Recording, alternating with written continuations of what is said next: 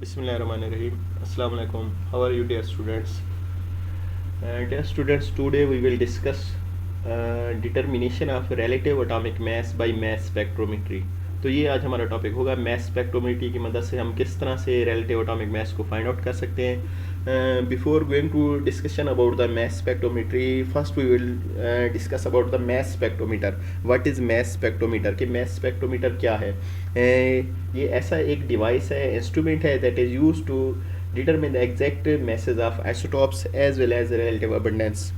इसकी मदद से हम एग्जैक्ट मैसेज भी फाइंड आउट कर सकते हैं आइसोटॉप्स के, और उसके साथ साथ रिलेटिव अबंडेंस भी फाइंड आउट कर सकते हैं. ये एक ऐसा इंस्ट्रूमेंट है, ऐसा डिवाइस है.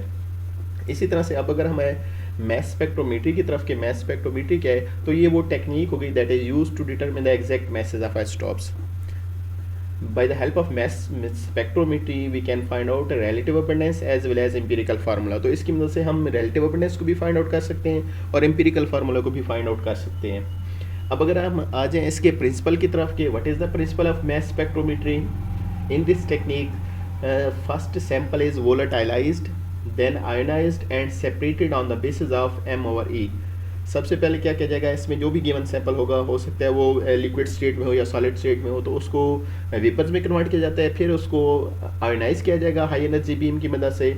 After that separation will take place on the basis of mass to charge ratio. m/e की बेस पे जो है वो हम उनको सेपरेट कर लेते हैं.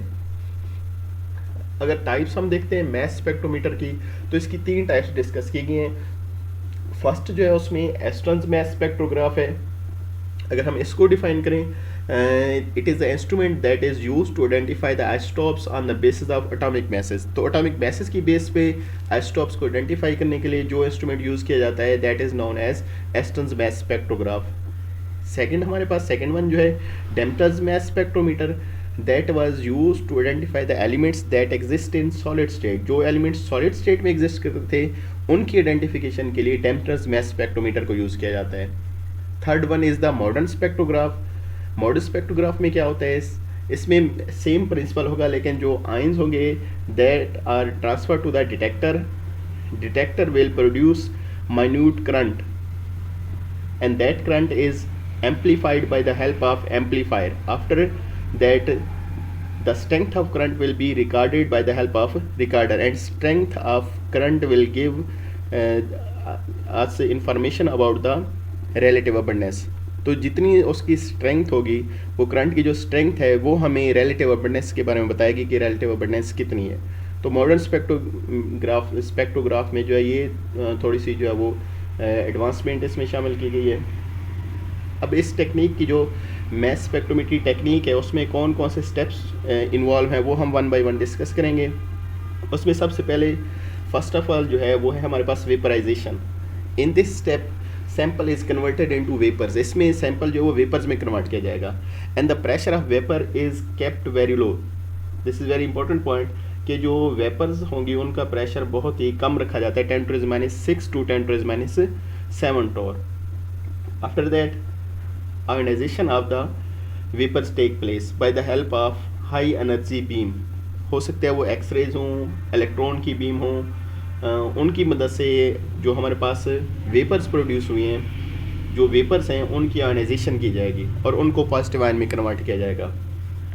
After ionization third step is acceleration.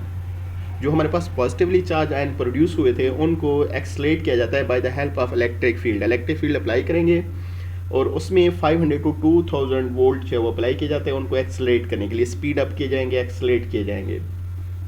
After the acceleration next step is separation of the positive ions. Separation take place on the basis of mass to charge ratio. तो जो सेपरेशन की जाएगी, जिस तरह से हमने इसके प्रिंसिपल में भी डिस्कस किया था कि जो सेपरेशन की जाती है वो मैस टू चार्ज रेशो पे सेपरेशन की जाती है, because each ion has its own m/e value. हर आइन जो होगा, आइसोटॉप जो होगा, उसकी अपनी m/e वैल्यू होगी और उस बेस पे उनको क्या किया जाएगा, सेपरेट किया जाएगा. अगर m/e की मैथमेटिकल फॉर्म हम देखें that is equal to h²r²/2e. h is equal to magnetic field. h जो होगा वो हमारे पास मैग्नेटिक फील्ड को शो कर रहा है, r जो है वो उस रेडियस को शो करेगा, क्योंकि जब हम मैग्नेटिक फील्ड प्रोड्यूस करेंगे, as we know that when charge move they produce electric field as well as magnetic field. जब चार्ज हमारे पास पॉजिटिव आयन मूव कर रहे होंगे तो और हम एक्सटर्नल मैग्नेटिक फील्ड जैसे ही अप्लाई करेंगे तो उसकी वजह से इंटरेक्शन होगी between two magnetic fields and the ions will be deflected, ions जो है वो डिफ्लेक्ट होंगे और मुख्तलिफ सर्कुलर पाथ में जो है वो डिफ्लेक्ट होंगे। जैसे जैसे उनका मैस होगा उसी तरह से उनकी डिफ्लेक्शन होती जाएगी। E is the electric field, ई जो है हमारे पास क्या है, इलेक्ट्रिक फील्ड है जिसकी मदद से हमने उनको जो पॉजिटिव आयंस प्रोड्यूस हुए थे उनको एक्सलेट किया था। अब हमारे पास अगर इफ़ वी इंक्रीज एच, अगर हम एच को इंक्रीज करते हैं then R will decrease, the value of R will be low, उसकी वैल्यू जो होगी वो लो होगी in the order to keep the M over E constant. अगर हम एच को इंक्रीज करेंगे आर की वैल्यू डिक्रीज होगी by keeping the E constant, by keeping the E constant. If we increase the value of H then R will decreases and vice versa. Similarly if we kept H constant then by increasing the value of E R will also increases. Radius जो है उसकी value भी increase होगी अगर आप electric field को increase कर रहे होंगे। Next is current generation.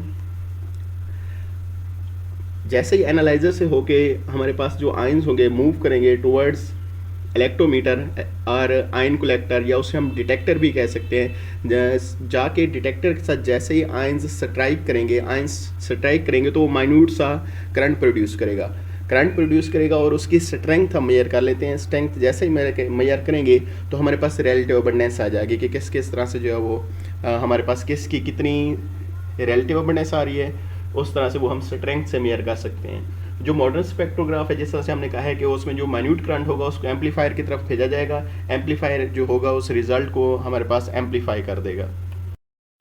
Next is comparison with carbon 12। ये जो होल प्रोसेस है जितना हमने प्रोसेस ये किए हैं ये सारा रिपीट किया जाता है विद कार्बन 12 के साथ और फिर कंपैरिजन किया जाता है जो हमारे पास गिवन सैंपल था उसके रिजल्ट्स को और कार्बन 12 के। तो इस तरह से हमें मदद मिलती है कि हम एग्जैक्ट मैसेज जो हैं वो हम फाइंड आउट कर सकते हैं। तो ये जो कंपैरिजन होगा it will help us to measure the exact masses of isotopes by the help of comparison. अगर हम मास स्पेक्ट्रोमीटर का डायग्राम देखें तो ये हमारे पास सैंपल इनलेट हो जाएगा, इसकी वजह से सैंपल को इंट्रोड्यूस कराया जाता है। Next chamber is vaporization chamber.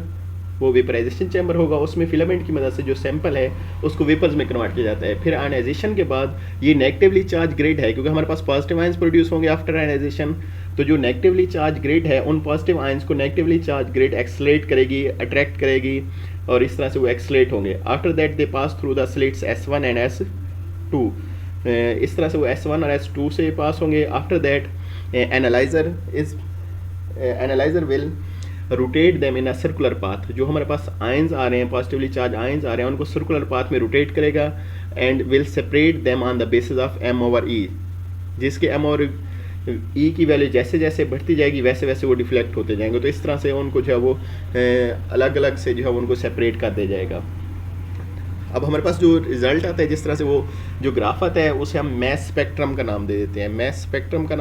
उसमें मैस स्पेक्ट्रम में क्या होता है, relative abundance is taken along Y axis and M over E is taken along X axis. इस तरह से जो हमारे पास पीक्स की स्ट्रेंथ होगी वो हमें बताएगी कि रिलेटिव अबंडेंस किसकी कितनी होगी।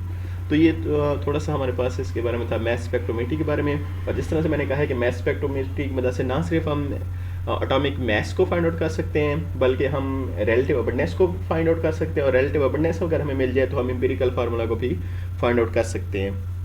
ये हमारे पास इसमें थोड़ा सी थी। नेक्स्ट वीडियो इंशाल्लाह उसमें जो आपको बताया जाएगा मैस स्पेक्ट्रोमेट्री के बारे में फर्दर, और काइंडली लाइक कर दीजिएगा, सब्सक्राइब कर दीजिएगा। Thank you so much.